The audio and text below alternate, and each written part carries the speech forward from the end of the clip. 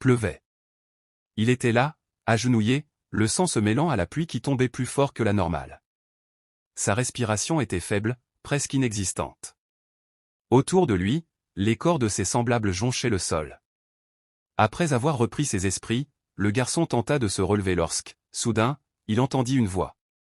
Il tourna la tête et vit un homme. « J'étais loin de me douter de l'existence d'un humain aussi fort que toi. » Le garçon, à bout de force, répondit avec haine, « Sale connard, tu respires encore ?» L'homme était un géant à la peau blanche. Son nom était Aayut. L'un des géants qui avait envahi l'Empire exactement 20 jours plus tôt, décimant l'humanité sans raison. Le garçon le fixa avec rage. « C'est à cause de vous que l'Empire est presque exterminé. Comment peux-tu être encore en vie ?» Le géant esquissa un sourire. « Ne t'inquiète pas, vous allez bientôt mourir. » Soulagé, le garçon répondit calmement. « Parfait. Tu vas bientôt rejoindre tes amis en enfer. » Le géant, perplexe, demanda, « Mes amis ?» « Oui. Les deux qui sont descendus avec toi. » Le garçon expliqua alors leur fin. Le premier avait été brûlé par un dragon. Le second enfermé dans un gouffre spatio-temporel. Il sourit. « C'est fini. » Le géant changea alors de ton. « Arrête de cacher la vérité, soldat. Moi et mes frères partageons le même sens. Je sais que tous ceux qui nous ont affrontés sont morts, y compris tous les soldats. » Le garçon, déterminé, répondit, « Alors quoi? Moi, je compte pour du beurre ?» Le géant avoua qu'il savait que ses jours étaient comptés. Il ajouta que si les géants avaient été conscients de ses capacités depuis son plus jeune âge, ils l'auraient éliminé bien plus tôt. Le garçon ricana. « Ma vie n'a rien d'extraordinaire. Et je n'ai pas de temps à perdre à écouter les bêtises d'un géant qui ferait mieux de mourir. » Le géant le complimenta, et le félicita. Il n'y a plus aucun espoir pour ce monde. Sans réfléchir, le garçon lui trancha la tête. Aucune excitation. Il était calme et essoufflé. Des souvenirs lui revinrent. Les sourires partagés. Puis la réalité le frappa. Ses amis étaient tous morts. Il leur reprocha d'avoir été trop confiants, d'avoir voulu être comme lui. Comment l'épée du meilleur épéiste n'avait-elle pas résisté au géant, alors que la sienne avait tenu? Effondré, une voix retentit.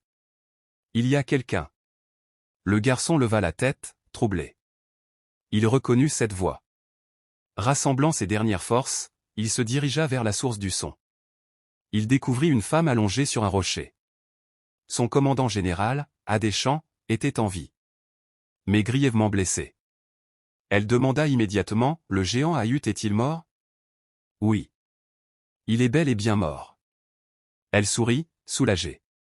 Le caporal Ronan demanda alors s'il serait possible d'enterrer les soldats tombés au combat. La commandante répondit qu'elle ne le pouvait pas, trop gravement blessée. Et Ronan l'était aussi. Ronan murmura qu'il aurait aimé faire plus avant de mourir. La commandante lui posa une dernière question, « Si tu survivais, y aurait-il quelque chose que tu aimerais faire ?»« Beaucoup de choses. J'aimerais aller à l'académie. C'était aussi le souhait de ma sœur défunte. » Elle tenta de le réconforter, mais Ronan avait déjà accepté la mort. Soudain, la pluie s'arrêta. Ils levèrent les yeux. Un géant au huitel apparut, accompagné d'un groupe armé. La commandante murmura, « C'est notre troisième chance, et j'ai encore échoué. » Alors qu'elle perdait espoir, Ronan lui demanda, « Utilise ton pouvoir de télékinésie. Projette-moi en avant. » Elle ne comprenait pas. « Utilisons notre dernière énergie. Essayons au moins d'en tuer un, avant de mourir. » Elle lui tapota l'épaule, glissa une orbe bleue dans sa bouche et murmura quelque chose. Ronan, confus, ne comprit pas. Un géant lança une attaque. Au moment de l'impact, Ronan se réveilla. Il était dans un village. Son village natal. Il était redevenu un enfant. Choqué, perdu. Il comprit alors une chose. Il était revenu dans le passé. Alors que tout semble perdu, Ronan découvre que les avertissements du commandant étaient vrais. Blessé, l'embrasse soudainement et lui transmet une perle mystérieuse. Elle révèle que cette perle lui a permis de devenir commandant général malgré son humble passé de tailleur. Mais ce pouvoir a une limite, elle l'a déjà utilisé 3 fois. Il ne reste maintenant qu'une unique opportunité de remonter le temps. Ce sacrifice pourrait être l'ultime espoir de tout changer. Le héros, nommé Caporal Ronan, est encouragé à rejoindre un groupe d'étudiants aux talents exceptionnels qui pourrait beaucoup l'aider dans sa mission. Ronan semble paniqué et frustré, comme s'il était prisonnier d'un cauchemar dont il veut absolument se réveiller. Il tape violemment sur un arbre en demandant à quelqu'un de le sortir de cette situation terrible.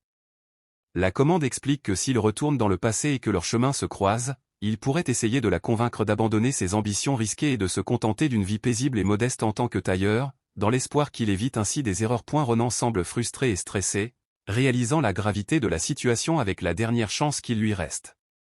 Il exprime son exaspération face aux enjeux énormes qu'il doit affronter.